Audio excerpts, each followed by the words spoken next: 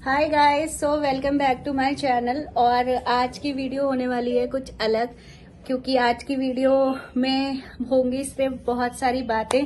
और बेसिकली ये एक Q&A वीडियो है जिसमें आज राहुल मेरे से कुछ ऐसे क्वेश्चंस पूछेंगे जो आप लोगों ने कई बार हम लोगों से डीएम में या फिर कमेंट्स में पूछे हैं। सो उन्हीं क्वेश्चंस का आंसर देने के लिए मैं ये वीडियो स्टार्ट करने जा रही हूँ। बट आज हुआ ये कि कोई आया है आज घर पे और मैं उनसे आपको मिलवाना चाहती हूँ। अभी तक ऐसा 1-to-1 इंट्रोडक्शन नहीं हुआ है, सो इसीलिए। और मैं मिलवाने जा रही हूँ मम्मी से। हाय। हाय। आज हम कुछ बातें पहले मम्मी से कर लेते हैं, उसके बाद फिर हम स्टार्ट करेंगे बाकी सारी बातें। जो भी क्वेश्चंस हैं उनके आंसर्स फिर मैं और राहुल जब बात करेंगे तब आपको मिल जाएंगे। तब तक हम थोड़ी बहुत बात करते हैं मम्मी से। अब मैं आराम से यहाँ बैठ चुकी हूँ। और हम आपको बता दें कि मम्मी अभी अभी कहीं ट्रिप से आई है। मम्मी आप कहाँ से आई हो? मैं मथुरा वृंदावन गई थी अभी। अच्छा। अचानक से प्रोग्राम बन गया जाने का, तो फिर मैं गई थी वहाँ पर। बहुत अच्छा लगा। हाँ, बहुत। ये तो है, हम लोगों ने आपको जरूर, हमारा अभी जाना होगा तो फुल पूरे व्लॉग्स आपको वहाँ के शेयर करेंगे। और मुझे पर्सनली, मैं बहुत छोटे से वृंदावन जा रही हूँ मम्मी के साथ, तो मुझे तो बहुत ही पसंद है। मैं कोशिश करती हूँ कि जल्द से जल्द वहाँ जाना हो। और इस बार मैं, क्योंकि आप लोगों ने देखे हैं व्लॉग्स, मैं अभी जस्ट गोवा गई थी। और गोवा के बाद ऐसा हुआ कि बिल्कुल टाइम कम था ना मम्मी। हाँ। तो मम्मी का भी एकदम अचानक से रैंडम प्लान बना, तो इसीलिए मेरा प्लान नहीं हो पाया, वरना मैं मम्मी के साथ जरूर जाती। और मम्मी आप ये बताओ, फिर आप कितने दिन के लिए गई थी? मैं 2 दिन के लिए गई थी वहाँ पर, बहुत अच्छा लगा। अच्छा। हाँ। तो मम्मी का 2 days का प्लान था। बट मम्मी मैं जाती जरूर अगर आपका थोड़ा हाँ, टाइम बिल्कुल, बाद बिल्कुल। का कभी होता। ऐसा हुआ नहीं कि हम अकेले गए हों। हाँ, मोस्टली मैं जाती ही हूँ। हाँ। और बहुत अच्छा लगता है। मैं जब भी नेक्स्ट ट्रिप हमारी जब भी बनेगी वृंदावन की, तो मैं आप लोगों के साथ जरूर शेयर करूंगी। तो मम्मी आप बताइए, वहाँ मेन आप मतलब किस मतलब ऐसा है, हम लोग तो पूरा हमारा देखा हुआ है काफी हद तक। मैं ये नहीं बोलूंगी पूरा, क्योंकि वहाँ पे बहुत कुछ है जो आप वहाँ जाके दर्शन कर सकते हो। बट फिर भी कुछ एक जगह मम्मी आप ऐसी बता दो जो आपको लगता है कि बहुत ज्यादा वहाँ की मान्यता है, या मतलब अगर ये जो लोग ये व्लॉग देख रहे हैं वो लोग उस जगह जाएं तो उनके लिए बहुत, मतलब उनको बहुत आनंद आए, बहुत अच्छा लगे। तो आप बताओ। पहली बात तो राधे राधे। और दूसरी बात यह है कि हम तो बिहारी जी के दीवाने हैं और वहीं पर जाते हैं, वहीं का आनंद लेते हैं। इस समय होली का माहौल चल रहा है वहाँ पर और बहुत अच्छा लगता है, बहुत आनंद आता है। अचानक से प्रोग्राम बना, मेरी 2 फ्रेंड आ गई थी घर पे कि हम जा रहे हैं। अच्छा। चलना है तो हम चले आए। वृंदावन के नाम से तो हम वैसे भी चल देते हैं। हाँ, तो और आप लोग तो इस बात से एग्री करेंगे कि ऐसी जगह जाने का प्लान एकदम रैंडम ही बनता है। और वो कहते हैं ना, भगवान जी जिसको बुलाना चाहते हैं फटाफट उन्हीं का ही प्लान बनवा देते हैं और ऐसे एकदम जाना वहाँ का हो जाता है। बिल्कुल, हम लोगों का भी ऐसी अचानक से ही बनता है कई बार। तो वहाँ पे मम्मी बताइए, सबसे पहले कौन सा मंदिर, अगर हम वहाँ जाएं तो पहले हम जैसे हम पहले कहाँ जाएं और फिर किस मंदिर? सबसे पहले तो हम बिहारी जी को प्रणाम करते हैं, उसके बाद में हम जाते हैं राधा वल्लभ जी। हर जगह माहौल बना हुआ है होली का, बड़ा आनंद आ रहा है। चारों तरफ रंग गुलाल ये सब चल रहा है और होली के रसिया चल रहे हैं। इतना अच्छा लगता है कि पता नहीं हम स्वर्ग में आ गए। हाँ। इतना अच्छा लगता है। एक वातावरण होता है, एक वहाँ की जगह की एक प्रभाव होता है, वो वहाँ से निकलने का मन ही नहीं करता है। हाँ, और फिर हमने और मंदिर भी गए, गोपेश्वरनाथ मंदिर गए, बंसी भट्ट गए। और उसके बाद में 1.5 लाख शालिग्राम जी लेके आए थे। हमारे पूजनीय महाराज जी हैं, बड़े महाराज जी राजेंद्र दास जी, वो लेके आए। उनके दर्शन के लिए हम गए थे। वहाँ के लोग जाते हैं और बड़ा आनंद आता है। 1.5 लाख शालिग्राम जी हैं। अच्छा। बहुत आनंद आया, मैं क्या बताऊं, बस दिल करता था कि बस क्या बताएं, आने को दिल ही नहीं करता है हाँ, वहाँ से। ये तो है। और हाँ, होली से याद आया तो मैं आपको बता दूं कि जब वसंत पंचमी होती है, इस बार 14 फेब को थी वसंत पंचमी, तो जब वसंत पंचमी होती है तो उसके बाद ये होता है कि वहाँ पे उसी दिन से ठाकुर जी को गुलाल लगाना शुरू हो जाता है, और तब से लेके होली होने तक पूरे टाइम, और वहाँ की होली भी थोड़ा पहले पड़ती है यहाँ से, जो नॉर्मली जो होली की डेट जैसे 24 मार्च है, तो वहाँ की होली की डेट पहले हो जाती है। तो 1 वीक, एक हफ्ते पहले का टाइम है, तो एक हफ्ते पहले का टाइम रहता है और वहाँ पहले हो जाती है। और मैं आपको बता नहीं सकती कि वहाँ होली पे कितना मजा आता है, बहुत ही अच्छी होली वहाँ की होती है। अगर कभी आपको एक्सपीरियंस करने को मिले तो आप वहाँ जरूर जाएं।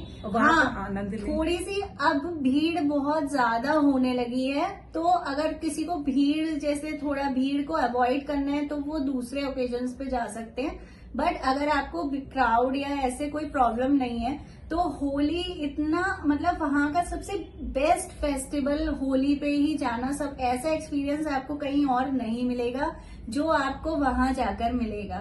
सो बात हो गई बिहारी जी की, राधा वल्लभ जी की। वहाँ पे कोई बहुत सारे अब तो मंदिर, जो एक न्यूली डेवलप वृंदावन है वो भी वहाँ पे मतलब देखने को मिलता है अब, क्योंकि वहाँ पे कई सारे मंदिर हैं, वैष्णो देवी, प्रेम मंदिर, तो ये एक सेंटर ऑफ अट्रैक्शन भी हो गए हैं, टूरिज्म के पर्पज से भी हैं, क्योंकि प्रेम मंदिर जो है वो इतना खूबसूरत बना हुआ है कि उसकी, और इतने मतलब लाइक इतने लैंड में वो फैला हुआ है कि वहाँ पे इतने लोगों की भीड़ कहाँ चली जाती है आप पता नहीं कर पाओगे, क्योंकि बहुत स्पेशियस, बहुत ही फैला हुआ है वो हर जगह।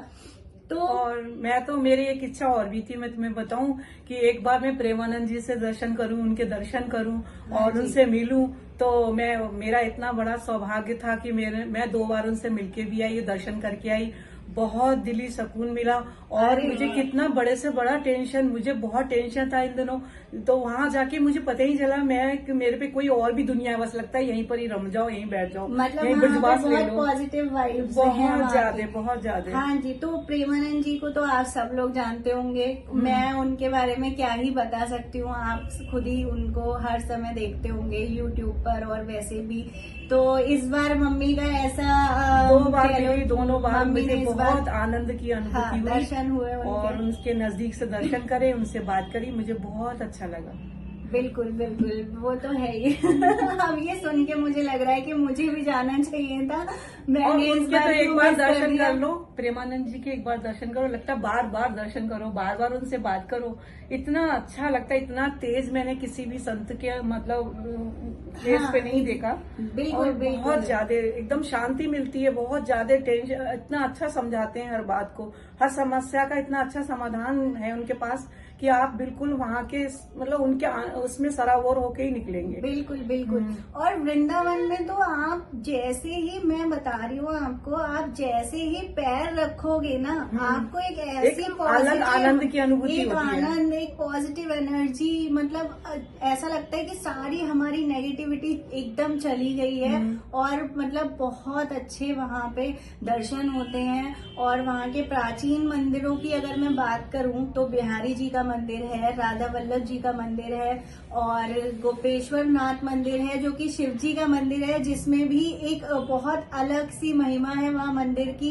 उसमें आप सुबह जाकर जल चढ़ा सकते हो, और शाम को मम्मी वहाँ पे शिव जी कैसे हमें देखने को गोपी का रूप धारण कर लेते हैं, गोपी वाला श्रृंगार होता है उनका, और वो रास में प्रवेश जो होता है ना, गोपी के रूप में किया था उन्होंने, तो उनका श्रृंगार फिर गोपेश्वरनाथ मंदिर यही है कि गोपी के रूप में वो। हाँ, तो आप देखिए कितना स्पेशल है कि शिव जी हमें गोपी के रूप में देखने को मिलते हैं, तो ये भी एक बहुत ही अलग महिमा है मंदिर की। और बहुत ही आप मतलब प्राचीन मंदिरों में से रंगनाथ जी का मंदिर है, रंग जी का मंदिर है, गोविंद देव का और मंदिर है, गोविंद देव जी का मंदिर है, राधा रमण जी का मंदिर है। मतलब आप अगर वृंदावन जा रहे हैं तो 5,500 मंदिर हैं वहाँ पर। बिल्कुल, आप कितना भी टाइम लेके जाएंगे आपको लगेगा कि हमें थोड़ा और रुकना चाहिए था। बस और ललक बनी रहती कि अब और कुछ मिले, और कुछ दर्शन करें, और दर्शन करें। मतलब ये दिल ही नहीं भरता है कहीं से भी, बिल्कुल भी। बिल्कुल मतलब बिल्कुल ब्रिजवास मिल जाए वहाँ, चाहे एक छोटी सी झोपड़ी मिल जाए वहीं रहो, टेंशन मुक्त, तो आराम से आनंद ही आनंद। हाँ, चारों तरफ आनंद ही आनंद है। बिल्कुल बिल्कुल। और वृंदावन की बात हुई है, कृष्ण जी की बात हुई है, तो हमारी राधा रानी रहेंगी। राधा रानी की तो बात बरसाने भी जाना हुआ, गोवर्धन भी जाना हुआ, बहुत अच्छा लगा। और विश्राम घाट पे जमुना जी का स्नान, और फिर द्वारकाधीश जी का दर्शन, ये सब बहुत बहुत मतलब क्या बताएं कि उसका आनंद का लगता है अभी हम वृंदावन में ही हैं, अभी आए ही नहीं है यहाँ पर। बिल्कुल बिल्कुल। अच्छा। और अब अगर मैं कभी भी, हम लोग अब जाएंगे और जब भी प्लान करेंगे तो हम इस बार पक्के, हमने सोच रखा है पक्के से कि हम लोग काफी टाइम लेके जाएंगे और फिर आपको वहाँ पे सारी जगह घुमाएंगे, आपको अपने व्लॉग्स के जरिए। तो जो लोग वहाँ नहीं जा पा रहे हैं वो हमारे व्लॉग्स के थ्रू ही दर्शन कर सकते हैं, एक्सपीरियंस कर सकते हैं। तो ये मैं जब भी जाने का हमारा प्लान बनेगा, मैं पूरी कोशिश करूंगी कि जो इन्फॉर्मेशन मैं अपनी तरफ से आपको दे पाऊं तो मैं आपको अपनी तरफ से दूंगी। और तो मम्मी, आपका ट्रिप एकदम सक्सेसफुल रहा। बहुत बहुत बहुत बहुत ज्यादा अच्छा लगा। राधा वल्लभ जी की मंगला आरती में क्या आनंद आता है, वो हमने मंगला आरती के दर्शन करे।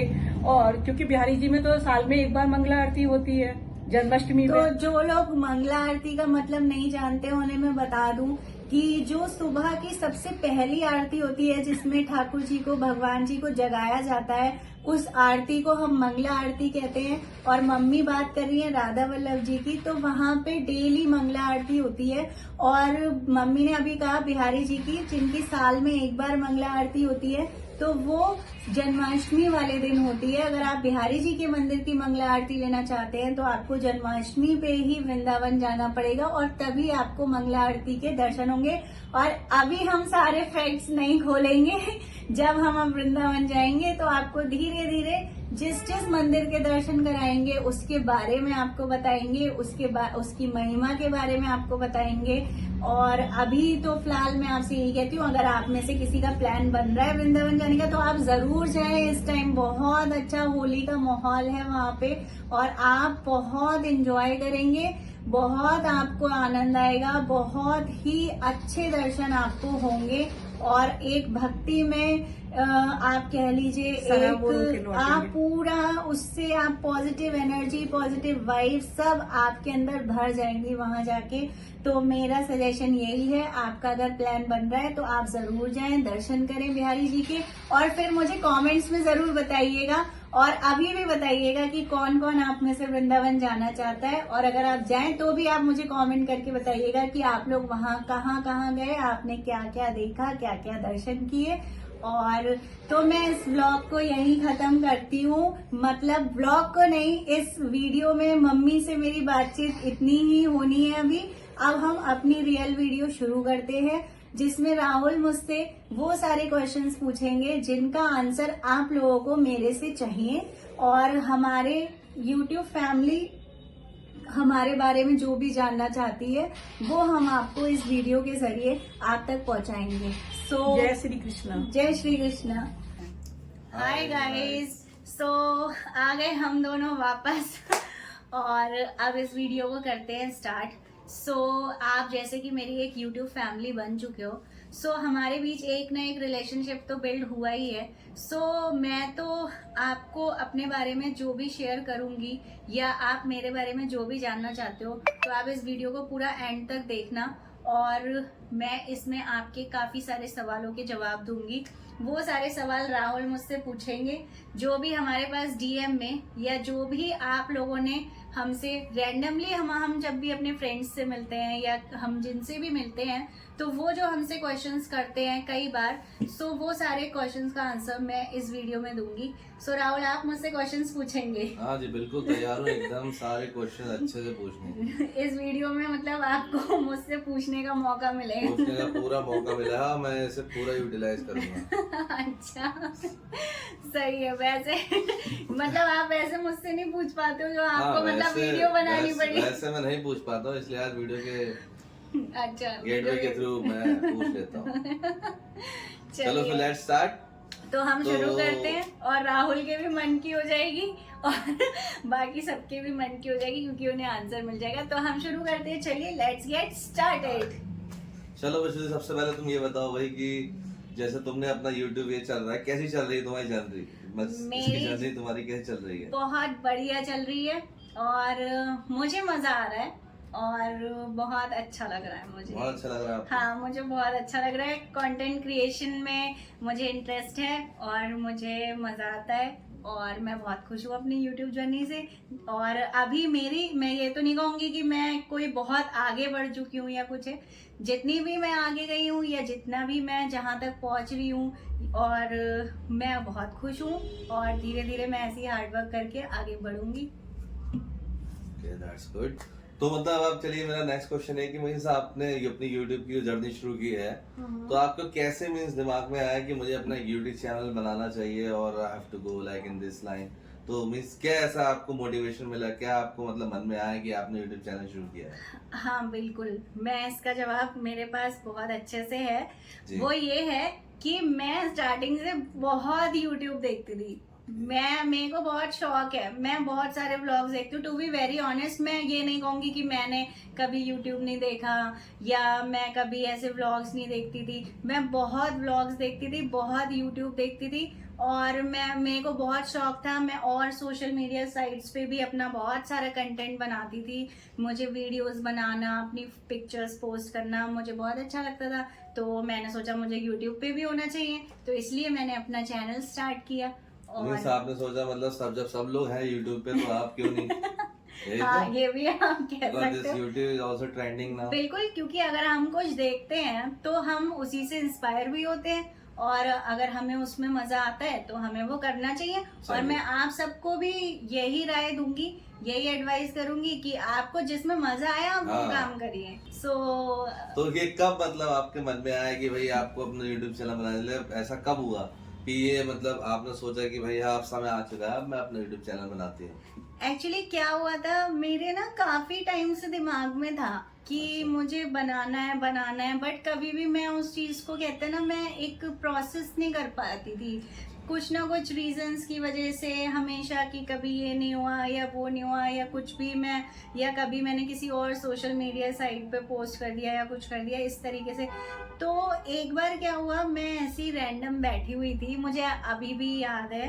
तो मैंने सोचा कि एक काम करते हैं, मैं चैनल क्रिएट कर लेती हूँ और उसके बाद मैं जो भी मतलब मैं पोस्ट करूँगी। और इत्तेफाक से हमारा ट्रिप भी बन गया जाने का, तो उससे अच्छा मौका तो कुछ था ही नहीं। और क्योंकि 2024 स्टार्ट हुआ था तो मैंने कहा जब ईयर की स्टार्टिंग है तो मेरे चैनल की भी स्टार्टिंग हो जानी चाहिए, तो मैंने अपना चैनल भी स्टार्ट कर दिया। क्या बात। वैसे ही तो मैं तुम्हारे साथ रहता हूँ तो मैंने भी देखा है कि मतलब तुम जब पहले अपनी सारी ब्लॉग्स वगैरह दूसरों को देखती थी या उसमें जब कुछ तुम सोचती थी कि मैं ये करूंगी, बट वो तुम करती नहीं थी, तो तुम सिर्फ सोचती नहीं कि मैं करूंगी, कोई हाँ। दूसरा वो कर लेता था बाद में। हाँ, मेरे साथ ये तो ऐसा इनके साथ हमेशा होता है। मेरे साथ बहुत बार हुआ कि मैंने अगर कुछ मन में सोचा कि मुझे ये करना है तो मैं सोचती रहती थी कि हाँ मैं करूंगी और मुझे ये करना है। उससे पहले मैं देखती थी कि बहुत सारे लोग वही चीज अप्लाई कर चुके हैं ऑलरेडी।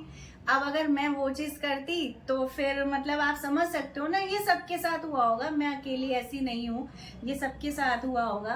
तो लेकिन इस बार मैंने सोचा कि इस बार मैं कर ही देती हूँ। ये तो मैंने सिखाया कि मतलब जो तुम सोच रहे हो हाँ। तुरंत अप्लाई करो, हाँ। क्योंकि अगर भाई वेट करोगे तो हाँ। कोई और ऑब्वियसली कर देगा। हाँ, ये मुझसे पहले से भी बहुत तो बार जो ये मन कर रहा है वो तुरंत कर लो। हाँ, और ये मुझसे बहुत पहले से भी ये बात बोलते थे, लेकिन इस बार मैंने वो अप्लाई कर दी, इनकी बोली हुई बात। Good, तो Good. चलो फिर Shruti, let's move to the new question. अब ये बताओ मतलब कि तुम्हें पहली प्रॉब्लम क्या है जब तुमने अपना YouTube चैनल शुरू किया? तो ऑब्वियसली देयर कुछ प्रॉब्लम्स आती हैं, बहुत सी आती हैं, सबको आती हैं। तो तुम्हें सबसे पहली प्रॉब्लम क्या है कि मतलब ये जिसमें तुम्हें तो बहुत बड़ी प्रॉब्लम लगी?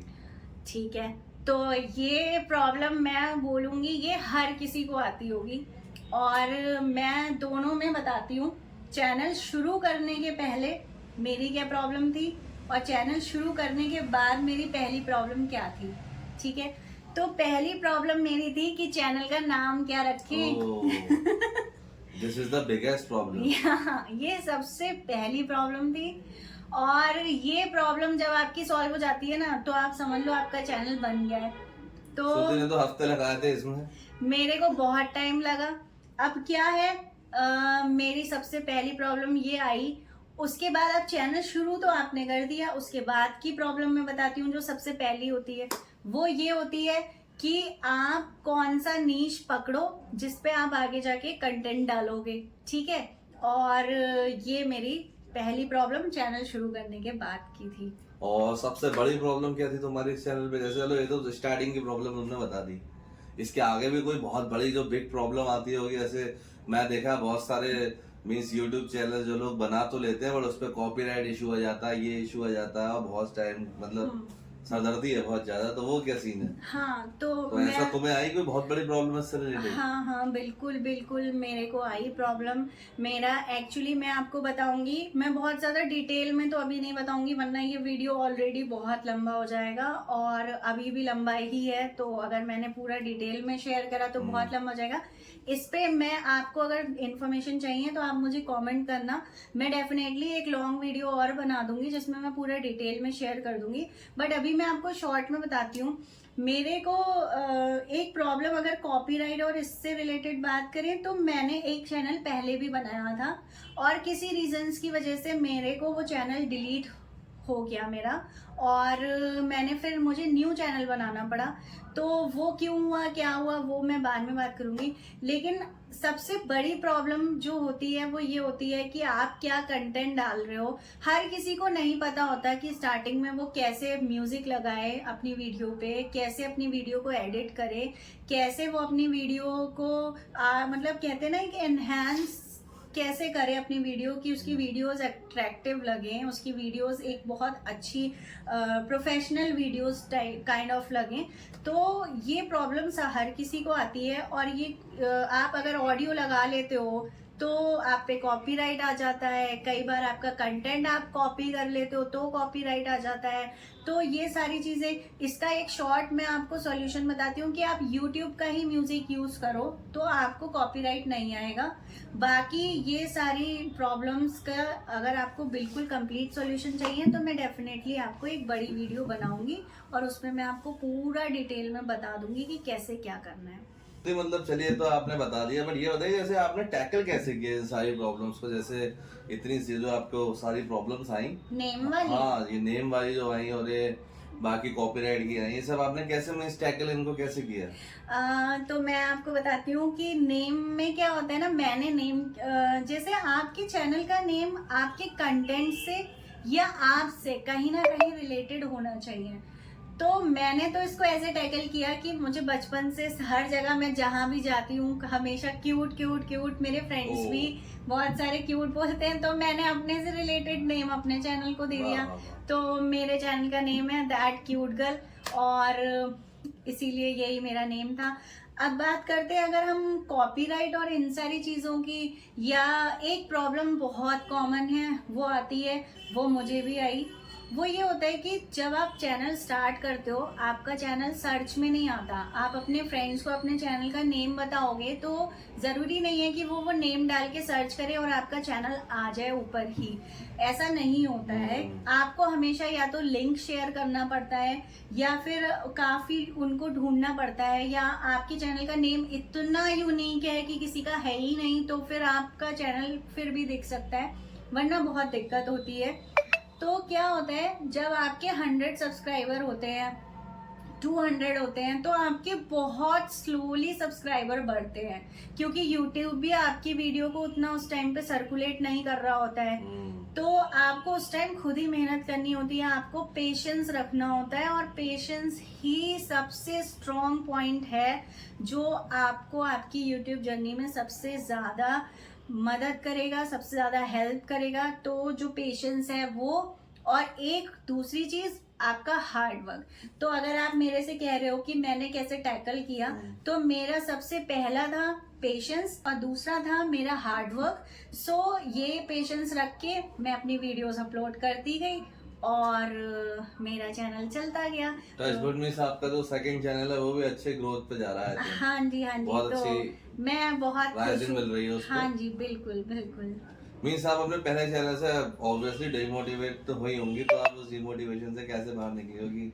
आपने इतनी मेहनत हाँ, की थी, बिल्कुल। इतना बड़ा उसमें आपने लगभग 250-300 वीडियोस अपलोड की और वो बहुत ही अच्छे उस पर जा रहा था। बिल्कुल बिल्कुल। तो ये बहुत बड़ा डिमोटिवेशन है और ये एक बहुत बड़ा ड्रॉबैक भी है यूट्यूब का। आई थिंक इसके लिए यूट्यूब को कुछ करना चाहिए। हाँ एग्जैक्टली। ये कॉपीराइट का जो इश्यू होता है, इसको कुछ सिस्टम ऐसा करना चाहिए, क्योंकि इंसान इतना हार्डवर्क करता है, सब कुछ करता है, उसका चैनल अगर डिलीट हो जाए तो it's a very big problem. देखिए हर किसी का एक रीजन अलग होता है। कुछ चीजें कई बार गलती हमसे होती है और उस वजह से हमारा चैनल डिलीट होता है। कई बार अनजाने में भी कई लोग सोचते रह जाएंगे उनका चैनल डिलीट क्यों हुआ, उन्हें पता भी नहीं होगा कि उनका चैनल डिलीट हो गया। आजकल यूट्यूब बहुत जल्दी चैनल डिलीट करता है और उसमें आपको समझ भी नहीं आएगा कि आपका चैनल क्यों डिलीट हो गया। मैं यही कहूंगी कि आप अगर आपके साथ ऐसा हो रहा है तो आप छोटे छोटे पॉइंट्स होते हैं वो आप अपने दिमाग में रखिए, आप सही तरीके से काम करिए और सही तरीके से अपनी वीडियो बनाइए। मेरे और भी रीजंस थे मेरे चैनल को डिसेबल करने के, वो मैं आपसे फिर से मैं वही कहूंगी कि मैं बाद में शेयर करूंगी। मेरे और भी रीजंस थे, तो इसीलिए मैं आपको यही कहूंगी कि आप पूरा कंप्लीट रिसर्च करिए और उसके बाद अपने चैनल पे अच्छे से वर्क करिए, अपना नीश डिसाइड करिए। नीश ये होता है कि हम जैसे मैं अगर हम लोग कॉमेडी वीडियोस अपलोड कर रहे हैं तो हमारा नीश हो गया कॉमेडी का, ठीक है। अब क्योंकि मेरा कैटेगरी है पीपल एंड ब्लॉग्स की, तो मैं व्लॉग्स डालती हूँ और मैं अपना जितना भी ट्रैवल करती हूँ उन्हें व्लॉग्स के फॉर्म में आपके साथ शेयर करती हूँ। और उसके बाद हम दोनों को ही आप वीडियो में देखते हैं, ये मेरे अकेले की जर्नी तो है नहीं, हम दोनों ही साथ चल रहे हैं इस जर्नी पे और हम होपफुली आगे तक जाएं, आपको हमारे वीडियोस पसंद आए और हम अच्छा ही करें। सो नीश ये होता है कि आप कौन सा कंटेंट आपने चूज किया है, कौन सा कंटेंट मींस कैटेगरी आपकी कंटेंट की क्या रहेगी, तो आप अपने नीश कोई भी है, मोटिवेशन है या फिर कोई एक्सरसाइज है, योगा, जो यस यस यस। चलिए फिर नेक्स्ट क्वेश्चन है श्रुति आपके लिए। आपने मतलब इतनी लंबी अपनी जर्नी अपनी यूट्यूब से ट्राई की है, आपके मींस लाइफ में इससे कुछ चेंजेस आए हैं? मींस आपने जब से अपना यूट्यूब ब्लॉग शुरू किया तब से आपके अंदर बॉडी लैंग्वेज या फिर किसी चीज में चेंज आए हैं? बिल्कुल बिल्कुल। सबसे पहला चेंज जो आया मेरे अंदर वो मैं कहूंगी अनडाउटेडली मैं बताती हूँ, जो मेरे अंदर सबसे बड़ा चेंज आया है वो है कॉन्फिडेंस लेवल। मैं पहले से बहुत ज्यादा कॉन्फिडेंट महसूस करती हूँ और बहुत ज्यादा पॉजिटिव महसूस करती हूँ, क्योंकि जब मैं पहले सोशल मीडिया साइट्स पे पोस्ट करती थी तो क्या पोस्ट करती थी, मैं वीडियोस पोस्ट करती थी जिसमें लिप सिंक कर रही हूँ या फिर मैं अपनी पिक्स पोस्ट कर रही हूँ या अपनी पिक्स की एक स्लाइड शो पोस्ट कर रही हूँ। क्या होता है इसमें हमें उतना कहते हैं ना, अब जो मैं ये कैमरे के सामने बोल पा रही हूँ, ठीक है, मैं बहुत शाय नेचर की थी पहले, उतना होता है सबके साथ होता है, पहले शुरू में कैमरा उठा के बोलना बहुत सबसे नहीं हो पाता, सबको really बहुत लोग ऐसे होंगे जिन्हें बहुत मुश्किल लगता है वो चीज। तो अब मैं ये ऐसे बोल पा रही हूँ, ये मेरा काफी कॉन्फिडेंस लेवल बूस्ट हुआ है और मैं पॉजिटिव भी हुई हूँ। तो same with me but confidence level तो हाई था। मेरे अंदर तो ये चेंज आया है। और हाँ, मैं ये भी बता दूं कि राहुल के अंदर क्या चेंज आया है, और वो चेंज ये है कि मुझे, जैसे मैं बता चुकी हूँ कि मुझे बहुत शौक था वीडियोस वगैरह बनाने का, राहुल को बिल्कुल शौक नहीं था, बिल्कुल भी नहीं, लेकिन अब मजा आ रहा है, अब YouTube पे अब शौक डेवलप। मुझे घूमना पसंद है, ट्रैवलिंग, बट मैं वीडियो ज्यादा शूटिंग वगैरह नहीं करता था। हाँ, बट अब तो मजा आ रहा है भाई, क्या करें तो कर रहे हैं। हाँ, अब मजा आ रहा है और बस मजा ही आना चाहिए अपने काम में। बस अपने काम में मजा आना चाहिए। Let's move on to next question. ये बताओ भाई, तुम्हारा इंस्पिरेशन क्या था? मतलब क्या है तुम्हारी इंस्पिरेशन जिसके इंस्पायर होके तुमने ऐसा YouTube चैनल बनाया? मतलब तुम ब्लॉग्स देखते थे, सब कुछ देखते हो, कोई इंस्पिरेशन थी तुम्हारी उसमें? हाँ, इंस्पिरेशन तो मेरे काफी मतलब लोगों से रही है। ऑब्वियसली यूट्यूब इतना बड़ा प्लेटफॉर्म है कि आपको इतने सारे कंटेंट क्रिएटर्स मिलेंगे यहाँ पे और सब कुछ है। और मैं अगर इंस्पिरेशन की बात करूँ तो मुझे क्रिएटिव चीज़ें बहुत पसंद हैं। तो मुझे कहीं भी ऐसा मौका नहीं मिला। एक्चुअली मैंने ग्रेजुएशन में बीसीए किया है और तो वहाँ पे भी मतलब अगर आप कोडिंग या कंप्यूटर की बात करो तो कहीं ना कहीं क्रिएटिविटी तो रहती है। तो मैंने कोडिंग भी सीखी है एंड मुझे अपनी जैसे तो मेरी एडिटिंग स्किल्स, मैं अपनी एडिटिंग दिखाना चाहती हूँ। एडिटिंग खुद करती हो? हाँ, मैं अपनी वीडियोस में सारी एडिटिंग जो आपने अब तक देखी है वो मैं खुद करती हूँ और मैं अपना कंटेंट भी खुद ही सोचती हूँ कि क्या कंटेंट देना है। और तो मैं अपनी स्किल्स आपको दिखाना चाहती थी जितना मुझे आता है और मैं चाहूंगी कि ये मेरी स्किल्स जो भी हैं ये एनहांस हो। तो एक इस इंस्पिरेशन के साथ मैंने ये जर्नी स्टार्ट की थी और मेरा अगेन द सेम थिंग, मुझे थोड़ा अपना कॉन्फिडेंस लेवल भी बूस्ट करना था। और ये सारी चीज़ें आप जब कुछ करते हो तो आप मतलब कहते हैं ना, आप उसमें जब बिजी होते हो, आप उसको एक्सपीरियंस करते हो तो आपके अंदर बहुत सारे आप एक्सपीरियंस तो करते ही करते हो, साथ में आप एनहेंस भी होते हो। आप में बहुत सारा इम्प्रोवाइजेशन होता है और आपकी जो कहते हैं क्रिएटिविटी है वो और इम्प्रूव होती है और उभर कर बाहर आती है। तो यही इंस्पिरेशन थी मेरी कि मुझे कुछ अपने आप को इम्प्रूव करना है इस ईयर, अपने आप को एनहांस करना है और अपनी क्रिएटिविटी आप लोगों तक पहुंचाना है। Okay Yes. तो चलो फिर श्रुति, अब तुम ये बताओ मुझे कि तुम्हारा सबसे वर्स्ट फेज क्या था? मतलब जब तुमने अपना यूट्यूब चैनल शुरू किया तो कोई तुम्हारा वर्स्ट फेज रहा होगा, कोई गुड फेज रहा होगा। हाँ, तो अपने वर्स्ट फेज बताओ पहले, वो कौन सा था जब तुम्हें मतलब बहुत ज्यादा डिमोटिवेशन तुम हो गई? और हाँ, तो मेरा सबसे वर्स्ट फेज जो अब तक का रहा अब तक की जर्नी में वो था मेरा, जब मेरा फर्स्ट वाला चैनल जब डिलीट हुआ और मुझे नया चैनल स्टार्ट करना पड़ा। तो ये जो फेज रहा ये सबसे वर्स्ट था। और जब तक मेरे 100-200 सब्सक्राइबर थे, 500 तक मैं पहुंची, तब तक मुझे कहीं ना कहीं थोड़ा थोड़ा डीमोटिवेशन भी रहता था। मैं कोशिश करती थी कि मैं पॉजिटिव रहूं बट ये मेरा थोड़ा डीमोटिवेटिंग फेज तो था। आप इससे कैसे बाहर निकली? मतलब आप इससे था, कैसे आपने ओवरकम किया इससे? मैं इससे ऐसे बाहर निकली कि ये मैंने राहुल से ही सीखा है कि जब आप बिजी हो जाओ, आप इतना बिजी हो जाओ, आप नेगेटिव थॉट्स के लिए टाइम ही मत रखो कि वो आपके पास आए भी, आपके अराउंड रहे भी तो वो आप तक ना आ पाए, आपको छू ना पाए, आप इतना बिजी रहो। तो मैं अपना वही करती थी, मैं अपना बिजी रहती थी, मैं लिंक शेयर करती थी, अपने फ्रेंड्स को शेयर कर रही हूँ, रिलेटिव्स को शेयर कर रही हूँ और मैं अपना कंटेंट क्रिएट कर रही हूँ, वीडियोस एडिट कर रही हूँ। वीडियोस एडिट करने में बहुत टाइम लगता है। राहुल मुझे देखते हैं एडिट करते हुए तो बहुत मेहनत लगती है।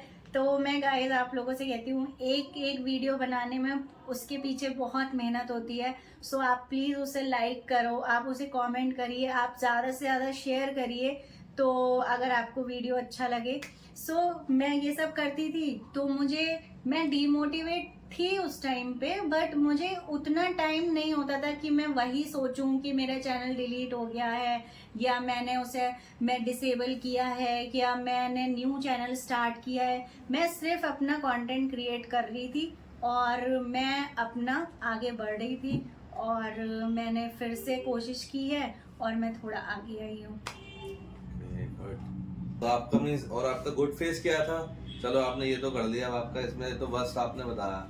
अब आप बताओ आपका इसमें मीन्स गुड फेस क्या है जो अभी आपका चल रहा है? तो मेरा गुड फेस अगर मैं बात करूं तो मेरा अब तक का गुड फेस जो रहा वो था जब मेरे 1000 सब्सक्राइबर कंप्लीट हुए थे।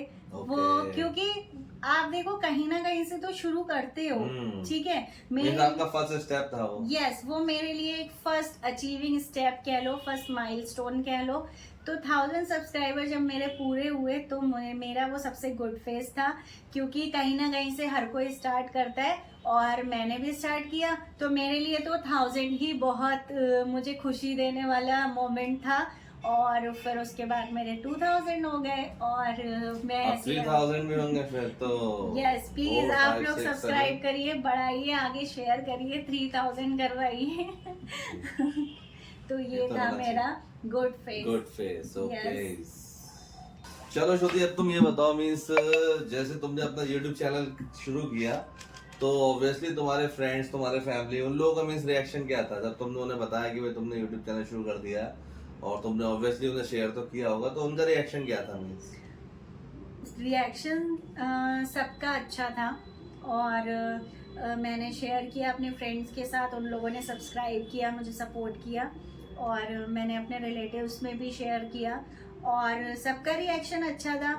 हो सकता है किसी का रिएक्शन ऐसा हो कि यूट्यूब चैनल स्टार्ट कर दिया है, हो सकता है इतना सीरियस ना हो, शौक में बना लिया है, किसी किसी का मे बी ऐसा हो सकता है।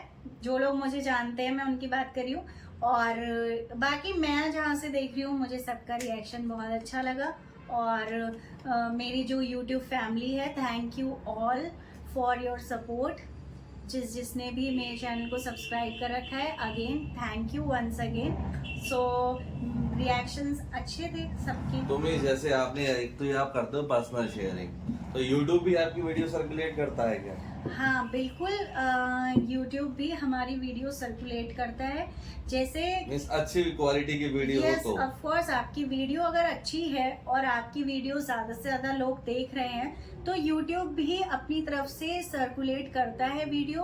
और जब यूट्यूब आपकी वीडियो सर्कुलेट करता है तो आपकी वीडियो बहुत लोगों तक पहुंचती है और आपके सब्सक्राइबर तक तो वो जाएगी ही जाएगी डेफिनेटली, लेकिन YouTube अगर सर्कुलेट कर रहा है तो वो उन लोगों तक भी पहुंचती है जो आपके सब्सक्राइबर्स नहीं हैं। सो YouTube का वीडियो सर्कुलेट करना इज वेरी इम्पोर्टेंट। चलिए तो हो गया। और आप मुझे ये बताइए, जैसे मैंने देखा है कि आप जैसे वीडियोस अपनी अपलोड करते हो तो उस पर बहुत से लोग, मैं देखा है, कमेंट्स करते हैं, उसमें बहुत कुछ पूछते हैं आपसे, तो आप उनको मीन्स रिप्लाई करते हो, आप उन्हें जवाब देते हो, उन्हें हेल्प करते हो आप? बिल्कुल बिल्कुल, एक तरीके से आप उनकी हेल्प भी कर रहे हो। हाँ बिल्कुल, आप जो लोग, इवन मुझे कोई लोग मिलते भी हैं और मुझसे पूछते हैं कि आप YouTube कैसे बनाना है, चैनल क्या होता है, कितने दिन बाद बन जाता है, कितनी वीडियो कितने टाइम में डालनी होती है, तो मैं डेफिनेटली उनकी पूरी हेल्प करती हूँ। और मुझे अब थोड़ी बहुत खुशी भी होती है, एक कहते ना एक अचीवमेंट जैसा लगता है जब मेरे बहुत सारे फ्रेंड्स मुझसे इंस्पायर होते हैं और वो अपना भी आगे सोचते हैं कुछ कि हाँ, तो मुझे बड़ा अच्छा लगता है। और मेरे को क्या है कि मैं कमेंट्स का भी रिप्लाई, आप लोगों ने देखा होगा, आप चेक भी कर सकते हो, मैंने हर कमेंट का रिप्लाई किया है अपने चैनल पे और मैं अपनी तरफ से पूरी कोशिश करती हूँ कि मैं हर कमेंट का रिप्लाई करूँ। और अभी भी आपके मन में कोई भी डाउट हो आप मेरे से पूछ सकते हैं, मैं आपको कंप्लीट डिटेल में आपको हेल्प करूँगी बिल्कुल। और चाहे वो यूट्यूब चैनल से रिलेटेड हो या वो मेरे बारे में कुछ हो या कोई भी चीज़ हम लोगों से जुड़ी हुई हो, तो आप मेरे से पूछ सकते हैं, आप कमेंट कर सकते हैं और मैं डेफिनेटली आप लोगों की हेल्प करूँगी ज़रूर। चलो फिर श्रुति, अब ये बताओ तुम मुझे कि मीन्स आपने अपने मीन्स फर्दर जो आपकी यूट्यूब की जर्नी है, इसके लिए आपने कोई प्रॉपर एक स्ट्रेटेजी बनाई है या आप मीन्स रैंडम कि मतलब आप सिर्फ बस work hard till you get succeed वाले और उस पर चल रहे हो? मैंने स्ट्रेटेजी तो प्लान या स्ट्रेटेजी आप जो भी कहो, डेफिनेटली सबकी होती है और मैं भी अपने गोल्स डिसाइड करती हूँ और मैं अपनी एक टू डू लिस्ट बनाती हूँ हर सुबह कि मेरा ये काम है, आज मुझे अपना ये कंप्लीट करना है, मेरी ये, तो वो मेरे शॉर्ट टर्म गोल्स रहते हैं या पर डे के जो मेरे टू डू टास्क होते हैं वो होते हैं। और फिर मैं अपना वीकली डिसाइड भी करती हूँ कि मुझे क्या कौन सी वीडियोस कैसे अपलोड करनी है और उसी टाइम पे अगर हमें कहीं जाना है तो मुझे वो भी मैनेज करना है, उसके बाद हमें एडिटिंग भी करना है। और कई सारे जैसे कुछ इन्फॉर्मेटिव व्लॉग्स होते हैं, कुछ मेरे जैसे मेकअप प्रोडक्ट्स वाले व्लॉग्स होते हैं, तो उन सब का भी मुझे पहले से, आप कहते हैं ना एडिटिंग तो बाद में होती है, वो भी करनी पड़ती है, बट शूट से पहले आपको कंटेंट भी डिसाइड करना पड़ता है।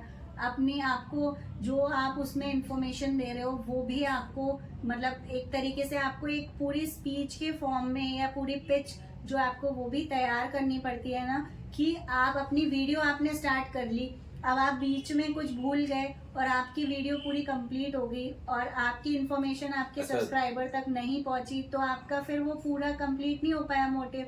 तो ये सारी मेहनत, ये सब कुछ मैं वीकली भी डिसाइड करती हूँ। तो हाँ, मैं और प्लान जो करती हूँ। प्रोडक्ट्स आप जो मुझे इस पे जो शो करते हो, पहले आप खुद यूज करके मींस चेक करते हो फिर आप शो करते हो हाँ, या डायरेक्ट सिर्फ? बिल्कुल नहीं, मैं बिल्कुल पहले यूज करती हूँ। और कई बार आप प्रोडक्ट मेरे हाथ में जो भी देखते हो मेरी वीडियो में, वो बिल्कुल नया अगर होता भी है तो मैं ऑलरेडी उसका एक पैक पहले यूज कर चुकी होती हूँ। उसके बाद मैं आपको उस प्रोडक्ट के बारे में बताती हूँ। अगर मुझे कोई प्रोडक्ट खराब भी लगेगा तो भी मैं आपको उसके बारे में यही सजेस्ट करूंगी कि मेरी स्किन के अकॉर्डिंग ये प्रोडक्ट मुझे सूट नहीं करा। और अगर कोई प्रोडक्ट मेरी स्किन पे अच्छा वर्क करेगा तो भी मैं आपको बताऊंगी कि ये प्रोडक्ट मेरे लिए अच्छा वर्क किया है। तो मैं बिल्कुल उसको यूज करने के बाद ही अपना रिव्यू देती हूँ। तो ये मेरा रिव्यू जो है वो जेन्युइन ही है और यूज करने के बाद ही मैं, और सबको भी यही कहना चाहूंगी कि जो लोग भी हैं प्लीज वो पहले यूज करके ही रिव्यू दें, क्योंकि वो काफी सारे लोगों को हेल्प करता है प्रोडक्ट को परचेज करने में। यस। और अगर हॉल वीडियोस भी मैंने एक प्लान किया है कि मैं हॉल वीडियोस बनाऊंगी। अभी तक मैंने आपने देखी होगी एक मेकअप प्रोडक्ट्स की एक हॉल वीडियो बनाई थी, और आगे भी आपको वैसी वीडियोस देखने को मिलेंगी। ये मेरे प्लान्स हैं। चलिए ठीक। और अब आप अपने कहीं ट्रिप अपनी कहीं प्लान कर रही हैं? अभी तो आप गोवा होकर आए थे, गोवा गए थे तो हमने बहुत एंजॉय किया है। बहुत एंजॉय किया गाइस, बहुत एंजॉय किया। क्योंकि मैं आपको बता दूं कि ये जो हम इस बार फैब में गए हैं, तो सबसे स्पेशल बात तो थी हमारी एनिवर्सरी। यस, हमारी एनिवर्सरी थी 14 फैब को, और वैलेंटाइंस डे भी होता है, तो पूरा वीक ही बड़ा वैलेंटाइन डे वाला वीक चल रहा था। और हम लोग 13 को गए थे और काफी टाइम को आ गए थे हम लोग 18 को आए हैं, और बहुत ही बढ़िया लगा, बहुत मजा आया, इतना एंजॉय करा, हर चीज कर ली हमने वहाँ पे मैक्सिमम। हाँ, हम बहुत इस बार इवन हमने सोचा नहीं था हम इतनी सारी जगह विजिट करेंगे। बहुत जगह विजिट की, और नींद सोना तो हम भूल ही गए थे, ऐसा लग रहा था बिल्कुल आके हम 4-5 दिन लगातार सोए हैं। हमने नींद वहाँ तो हम 3-4-5 घंटे सोते थे। बहुत, इतना मतलब आप ये सोचो, हम एक दिन में 2-2 बीच गए हैं, शाम को भी हम गए हैं, क्लब्स भी गए नाइट में, दिन में 2-2 बीच होने के बाद हमने क्लब्स भी देखे हैं, डिस्क भी वहाँ के एक्सप्लोर किए हैं, और बहुत हमने वाटर स्पोर्ट्स भी, आप देखोगे कि क्या क्या किया है हमने। अपना blog editing is in progress. Yes, editing चल रही है, एडिटिंग इज इन प्रोग्रेस। सो हुआ ये है कि मैं अभी भी वीडियोस अपलोड नहीं कर पाई हूँ। मैंने अभी तक एक व्लॉग अपलोड किया, आपने नहीं देखा है तो आप जाकर देखना, और आगे के भी व्लॉग्स आएंगे, मैं सारा पूरा सब कुछ अपलोड करूंगी।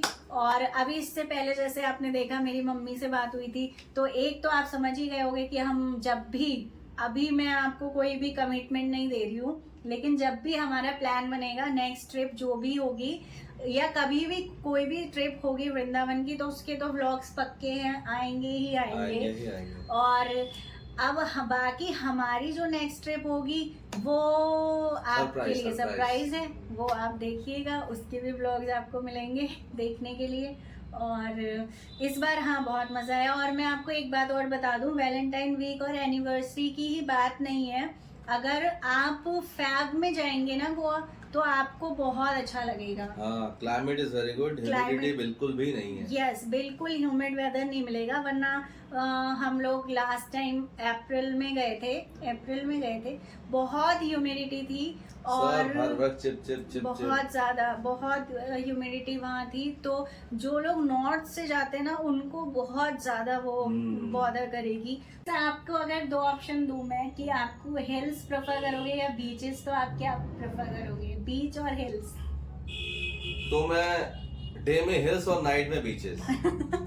मतलब बात लौट फिर के आ गई कि वेदर ठंडा होना चाहिए। चाहिए ओके, सो ये भी बहुत अच्छा ऑप्शन है क्योंकि डे में हिल्स वगैरह आप बहुत अच्छे से एक्सप्लोर कर सकते हो, और नाइट लाइफ तो बीचेस से ज़्यादा अच्छी कहीं होती ही नहीं है। और तो इसलिए मैं आपको बताती हूँ, आप फैब में जाइए क्योंकि क्या है, नवंबर दिसंबर जनवरी सब सही है वहाँ जाने के लिए, बट ये क्या है, इसमें बहुत क्राउड रहता है और फैब में क्राउड भी नहीं मिलेगा आपको। लेस क्राउडेड बीच मिलेंगे, प्लेजेंट वेदर मिलेगा, और वैलेंटाइन वीक चल रहा होगा, हर जगह डेकोरेशन मिलेगी, बहुत बढ़िया, बहुत अच्छे से सब कुछ। बीच के साइड जो शैक्स होते हैं ना, उनमें पूरा वैलेंटाइन थीम से वो पूरा सजे हुए डेकोरेटेड होते हैं एकदम प्रॉपर, और बहुत मज़ा आता है। आप लोग ज़रूर ट्राई करिएगा। और हम लोग इस बार अपने काफ़ी सारे, पूरा हमारा ग्रुप गया था, हम अपने फ्रेंड्स के साथ गए थे और पूरे 10 लोग ने ये ट्रिप बनाया था। बहुत एंजॉय किया, बहुत मजा आया।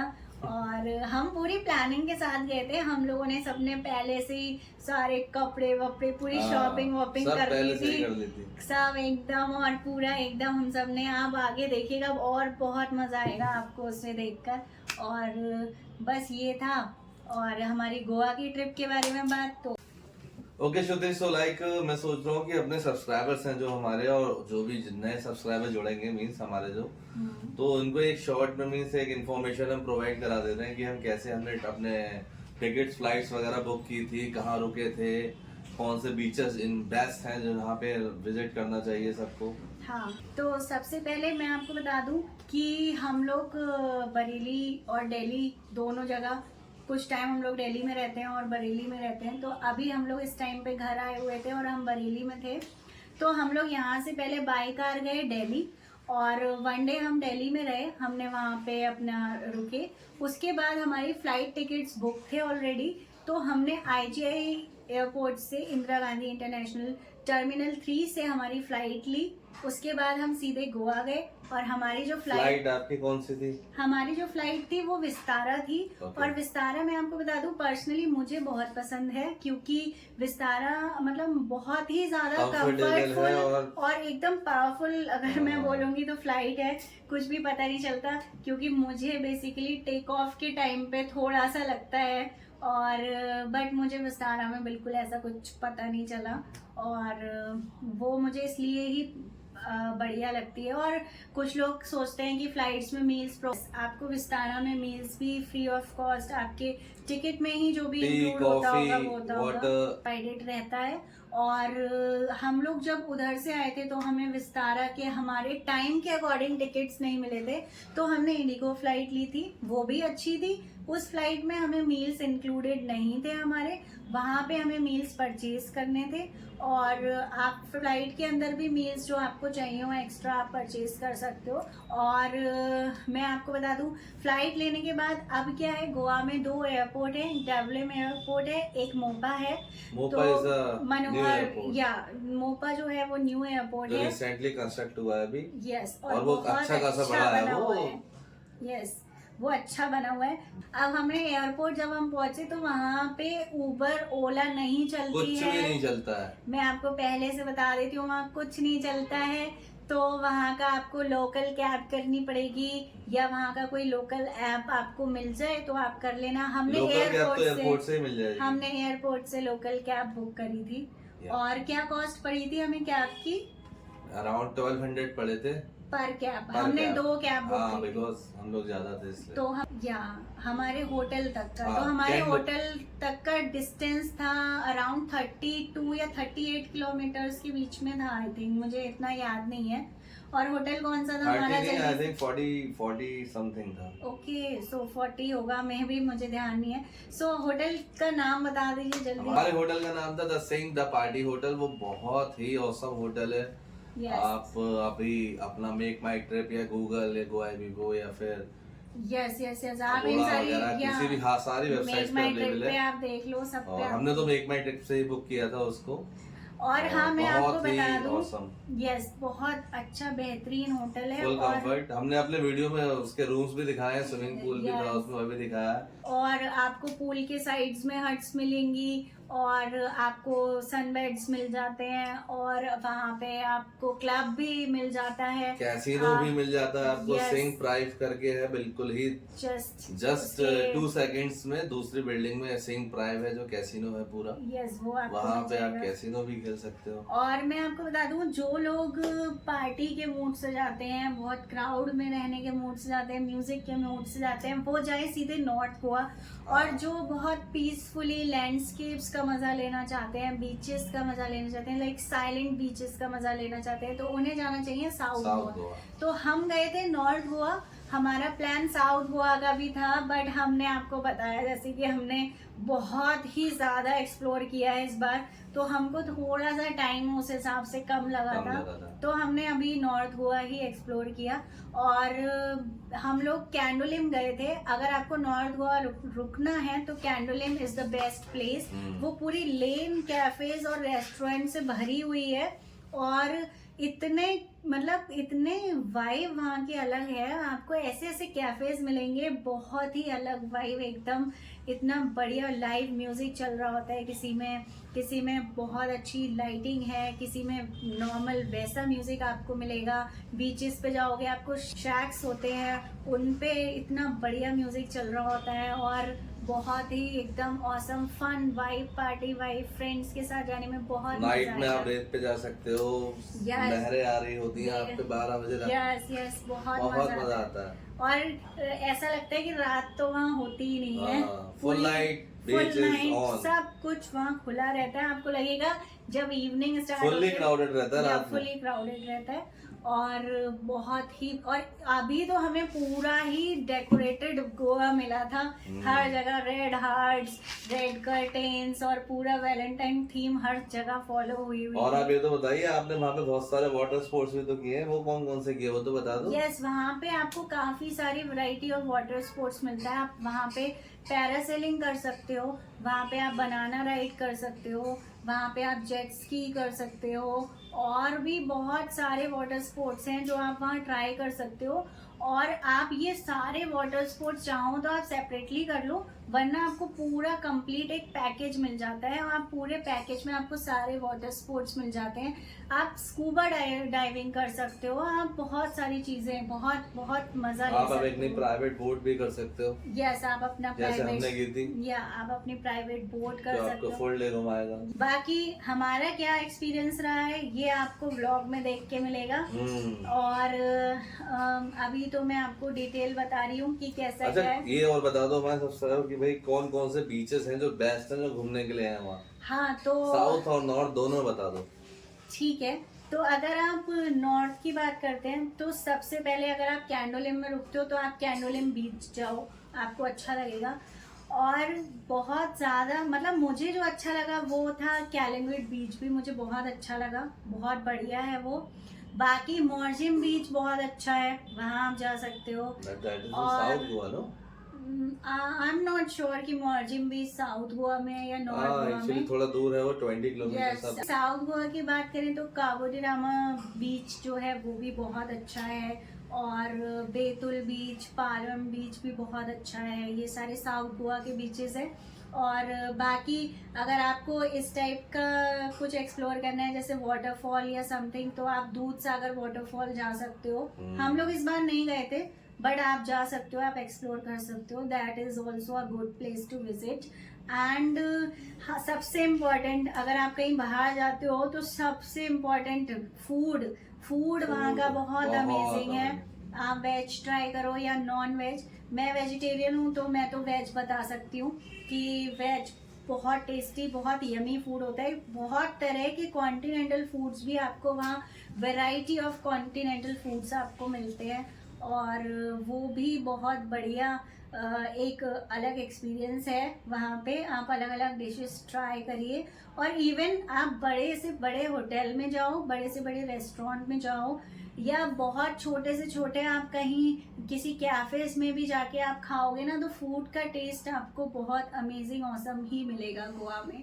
हर एक रेस्टोरेंट बढ़िया फूड देता है। लेकिन हाँ, जब भी आप जाओ तो अकॉर्डिंग टू मी मीन्स आप कम से कम 1 वीक का समय लेकर जाओ गोवा। बिल्कुल बिल्कुल। आप गोवा 2 दिन 3 दिन 4 दिन के लिए मत जाना, वरना मजा नहीं है ज्यादा। यस, क्योंकि आप उतना एक्सप्लोर नहीं एक्सप्लोर वहाँ इतनी पे। दूर आप जाओ भी और एक्सप्लोर करो तो हाँ, पूरा ढंग से करो, क्योंकि वहाँ एटलीस्ट 7 डेज। यस, वहाँ पे बहुत कुछ है एक्सप्लोर करने के लिए, और आप कम टाइम के लिए जाओगे तो थोड़ा सा आपको लगेगा कि वहाँ नहीं जा पाए, यहाँ नहीं जा पाए। तो आप टाइम लेके जाओ, बहुत मजा करोगे आप डेफिनेटली। शॉपिंग के बहुत अच्छे ऑप्शंस हैं वहाँ पे।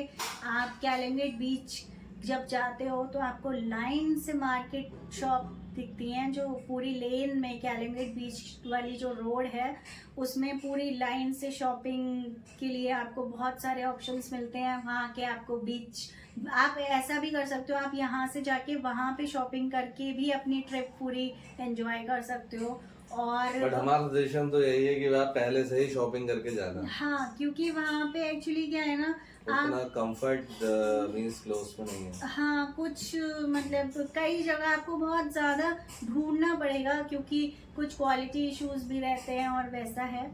बाकी आप अच्छा है, आप ऑप्शंस ट्राई कर सकते हो। बैग्स वगैरह बहुत अच्छे मिलते हैं, अगर आपको वो बीची वाइब वाले बैग्स चाहिए या आपको स्कर्ट्स चाहिए, हैरम पैंट्स चाहिए, तो वो प्रॉपर आपको हाँ, वहाँ वो ठीक मिलेंगी।